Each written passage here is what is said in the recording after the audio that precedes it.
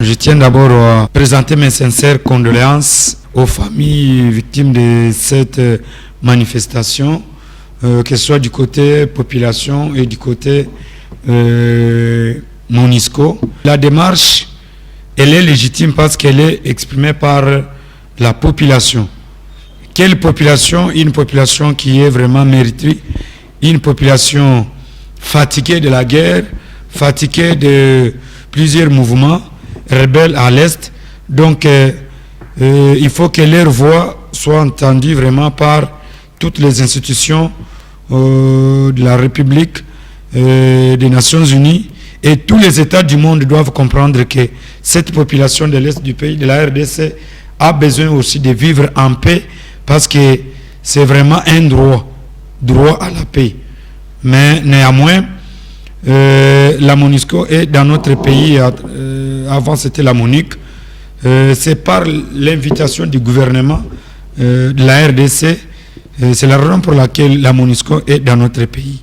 Mais s'il faut demander leur départ, il ne revient pas au peuple ou à la population en colère qui doit demander son départ dans la brutalité, parce que le Congo est signataire de plusieurs conventions internationales et nous sommes un État aussi civilisé qui doit traiter nos problèmes, pas sous émotion, mais suivant les procédures des lois internationales. Le Congo fonctionne sur base des lois internes et des lois internationales par rapport aux accords, aux conventions internationales. Et s'il faut y aller dans ce cadre, c'est le gouvernement aussi du Congo qui doit encore demander au Conseil de sécurité, parce que la MONUSCO agit, elle est dans notre pays sur base de la résolution du Conseil de sécurité de l'ONU. Et s'il faut les faire partir, ce n'est pas dans la brutalité, ce n'est pas marchand, mais le gouvernement aussi doit écrire pour demander leur départ, soit leur réduction totale. Et le gouvernement l'a fait parce que dans la province du Haut-Katanga, nous n'avons pas la MONUSCO. Je crois même dans le Kasaï, il n'y a pas la MONUSCO. Mais nous devons y aller mollo pour éviter des situations ingérables sur la scène internationale. Vous savez que la situation du Congo est déjà instable avec la résolution qui a été adoptée au niveau du Conseil de sécurité de l'ONU, où nous n'avons pas eu gain de cause. Vous avez vu même la Russie, la Chine, qui sont les membres permanents du Conseil de sécurité de l'ONU, n'ont pas mis leur droit de veto pour empêcher cette résolution. Ils se sont abstenus.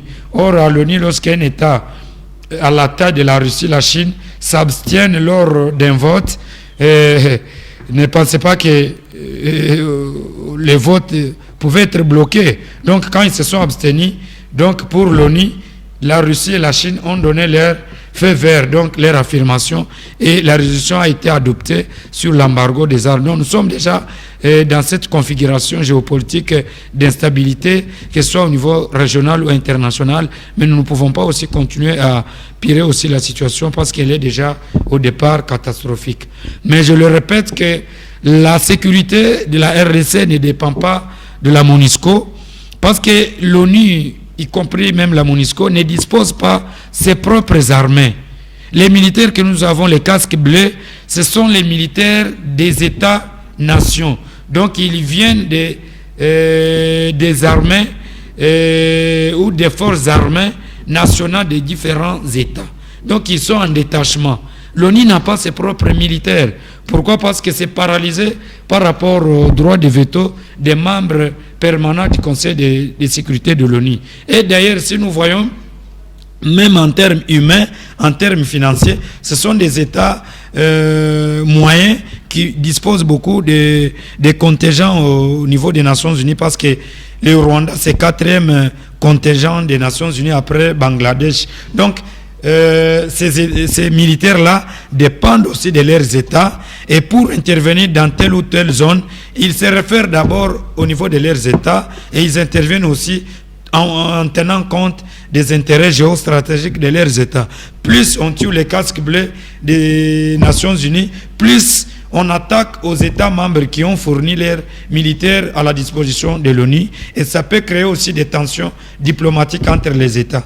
Voilà un peu d'une manière ramassée ce que je peux parler par rapport à l'ONU. Mais je dois aussi rappeler que nous avons un mauvais passé avec l'ONU parce que la RDC a déjà perdu, donc l'ONU a déjà perdu son secrétaire général dans la crise congolaise, Dag Hammarskjöld. Cette situation avait même impacté négativement sur les autorités du Congo de l'époque, mais nous ne voulons pas qu'il y ait aussi de tels incidents parce que ce sont des milliers vraiment qui ont des privilèges, immunité diplomatique. On ne peut pas accéder, que ce soit à l'ambassade, que ce soit au consulat, que ce soit aux enceintes des Nations Unies. On y entre en détruisant et en pillant, et vraiment ça crée des tensions diplomatiques entre les États, et il revient au gouvernement de la RDC de procéder à la sécurisation des liens diplomatiques, car les tensions risquent d'être vues au niveau des États. Hans Morgenthau, qui est un grand professeur, qui est aussi un grand théoricien des relations internationales, il pense qu'en matière de la sécurité, on n'a jamais été mieux servi que par soi-même et non compter sur les efforts des alliés.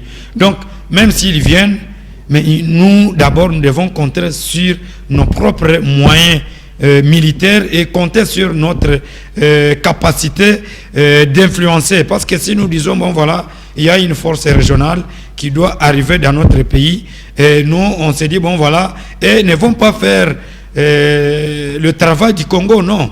La sécurité, je le dis bien, relève de la souveraineté nationale, ne dépend pas des alliés. Donc cette force, ils viennent de quel pays? Nous venons de voir même le Kenya qui est à la tête de cette force. Mais le Kenya, qu'est-ce qu'il a fait au Conseil de sécurité de l'ONU lorsqu'il y a eu vote sur l'embargo du Congo? Le Kenya, membre non permanent du Conseil de sécurité, il s'est abstenu, y compris le Gabon et le Ghana. Donc la résolution est passée. Mais quand ils devraient porter au fort la voix du Congo sur au niveau des grandes décisions mondiales.